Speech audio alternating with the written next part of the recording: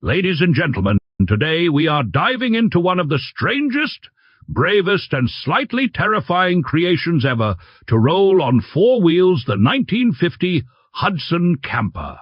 Not just a car, not quite an RV, and definitely not something your insurance agent wants to talk about. This is what happens when post-war optimism meets a hacksaw and a dream. And honestly, I respect that energy because back then, people didn't wait for companies to build motorhomes. They just built them in their backyard, sometimes after a couple of questionable life decisions. The story begins in the United States around 1950, when the Hudson Motor Car Company was still producing stylish full-size sedans, like the Commodore. These cars were part of the post-war boom, a time when America rediscovered speed, chrome, and the open road.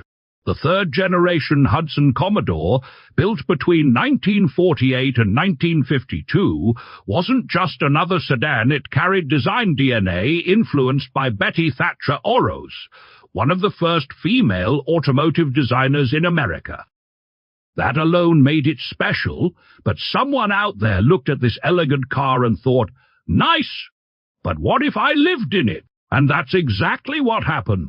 At some point in its life, this Hudson had its rear section removed, yes, literally chopped off, and replaced with a custom-built camper body. No factory approval, no corporate committee, just pure DIY ambition. This wasn't about luxury. It was about creating a rolling home that could fit into normal parking spaces while still offering the freedom of the road.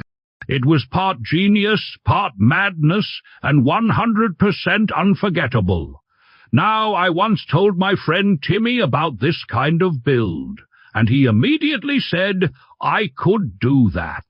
This is the same man who once tried to fix his sink with duct tape and ended up flooding 2 apartments. So yeah, not everyone should be trusted with a welding torch.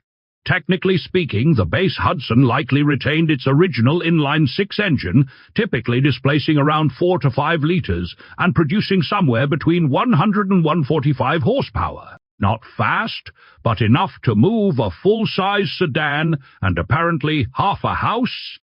The engine sat up front in a classic rear-wheel drive layout, paired with a manual transmission, usually a 3- or 4-speed unit designed more for durability than excitement. The chassis itself was a sturdy steel frame engineered for American roads that were, let's say, under construction half the time.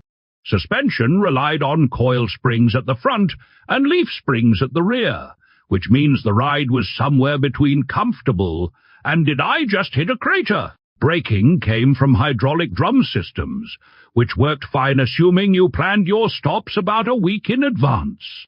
As for size, the original Hudson sedan stretched roughly 17 feet, about 5 meters in length, but with the camper conversion that number likely increased slightly depending on the build. Width stayed around 6 feet, 2 meters, making it surprisingly manageable for city use.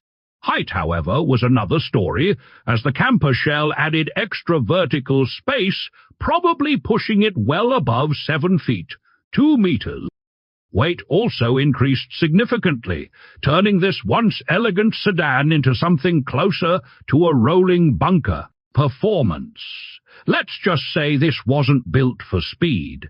Top speeds hovered around 50-60 miles per hour, 80-86 kilometers per h, and fuel economy.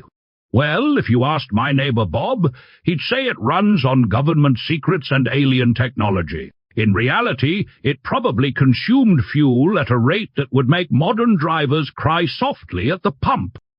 Design-wise, we're looking at something that feels like a fever dream of post-war creativity. The front half still carries that classic Hudson elegance, rounded fenders, confident grille, proper American presence.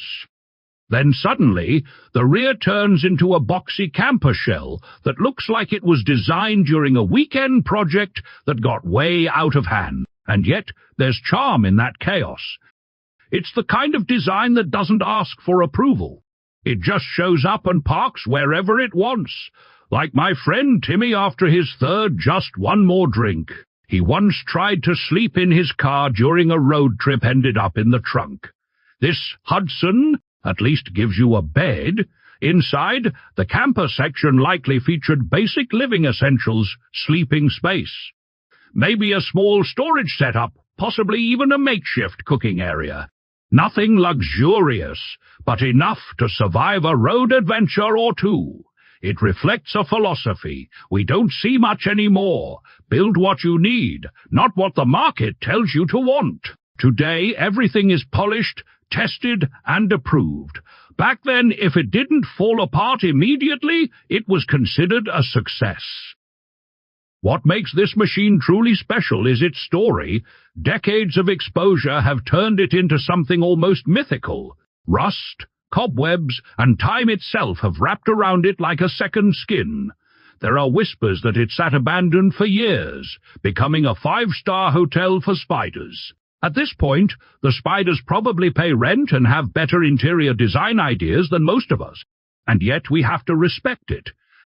This 1950 Hudson Camper is not just a vehicle, it's a monument to creativity, stubbornness, and the human desire to say, "I'll do it myself." Now, let's talk money, because even ghosts need a budget. Back in its day, a Hudson Commodore sedan would cost around $2,000 to $3,000, which today translates roughly to $25,000, $35,000, depending on condition and inflation.